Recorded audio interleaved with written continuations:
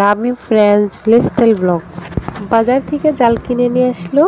জালটা যাব এবার পাততে। আমাদের এখানে অনেক পানি, অ্যাভেলেবল পানি। হ্যালো বন্ধুরা, সবাই কেমন আছো? আশা করছি সবাই ভালো আছো। আমিও আল্লাহর রহমতে অনেকটা ভালো আছি, সুস্থ আছি। তো তোমাদের সবাইকে স্বাগতম আমার ভিলেজ স্টাইল ব্লগে। তো আমাদের এই জায়গাটা হয়েছে তোমার ইন্ডিয়ার আসাম ডিস্ট্রিক্ট, তোমার বরপেটা। তো এখানে তোমার অনেক পানি, অ্যাভেলেবল পানি, মানুষের ঘরে ঘরে বাড়ি, তার মানে প্রত্যেকটা রাস্তা নলি নালা সব তোমার ভর্তি। রাস্তাঘাটগুলো তোমার ভেঙে ভেঙে গেছে, যেসব কাঁচা রাস্তা। তো আমাদের বাড়িটা এখানে তোমার হাইওয়ের সঙ্গে, তো সেই জন্য আমরা খেতে দিয়ে আমরা মাছ মারবার নিয়ে ভাবলাম যে চোখে মাছ আছে না নাই ততটা জানি না। তো ভাবলাম যে বাজার থেকে জাল কিনে নিয়ে আসি, তো জাল কিনে নিয়ে জালটা পাতলাম। তো নেক্সট দিন জালটা দেখতে চলে এসে দেখি অনেকটাই মাছ বাচ্ছে। তো মাছগুলোকে ছাড়িয়ে নিলাম। এই দেখো কতটি মাছ বাচ্ছে, তোমাদেরকে দেখাচ্ছি।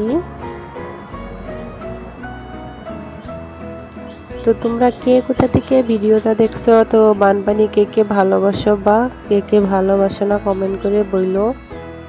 তো কি করব, উপায় নাই, বানপানি। এদিকে সবজির দাম তো অনেক, খাওয়া যাচ্ছে না।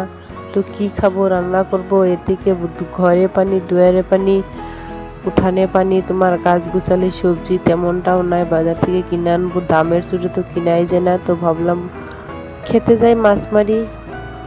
তো খেতে জালটা পাইতে আসছিলাম, মাছটা এতগুলো মাছ বাচ্ছে। তো মাছগুলোকে কি করব, ভালো করে এইভাবে এখানেই ঘষে নিতেছি।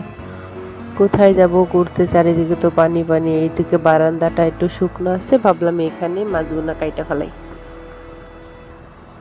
তো মাছগুলো প্রথমে এইভাবে পানি শেষে শেষে দেখো উঠানেই পানি। তো উঠান থেকে পানি নিয়ে মাছগুলোকে ধুয়ে ভালো করে কুটে ঘরে নিয়ে চলে আসলাম। এদিকে বাকি গাও গুছুল সব কাজ কাম কমপ্লিট করে রান্নার কাছে চলে আসলাম। মাছগুলো ভেজে নিলাম, আর সবজি রান্নাই ছিল। তো লেবু চুটকিয়ে এবার খেতে দিলাম বুড়ামশাইকে। Thank you so much. কেমন